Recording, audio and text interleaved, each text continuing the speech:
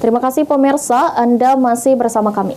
Harga bahan pokok di Pasar Pangkalan Balai belum stabil. Atas hal ini, para pedagang mengeluh karena berdampak pada penjualan.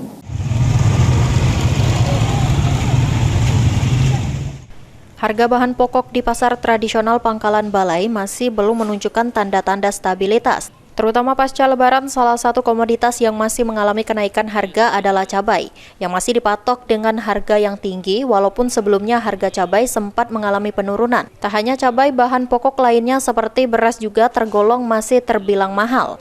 Kondisi ini menjadi perhatian bagi pemerintah setempat untuk segera mengambil langkah yang tepat guna menstabilkan harga bahan pokok, demi meringankan beban ekonomi masyarakat. Pemkab Banyuasin juga saat ini masih mengadakan program pasar murah guna menekan laju inflasi perekonomian di Banyuasin. Ningsi, salah satu pedagang bahan pokok di pasar tradisional Pangkalan Balai, mulai mengeluhkan dampak dari kenaikan harga tersebut. Dirinya merasa terbebani dengan mahalnya harga bahan pokok karena berdampak pada pembeli. Dirinya berharap harga bahan pokok bisa stabil kembali. Bola harganya tuh cak 40 kan, seperempat 10, jadi banyak pembeli itu ratus. Macam dia beli setengah, dia beli seperempat.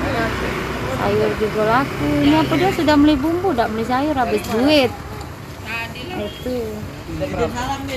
Jadi ada sisanya baru. harapannya kalau bisa harga sembako itu stabil. Ya. Suryadi, PAL TV.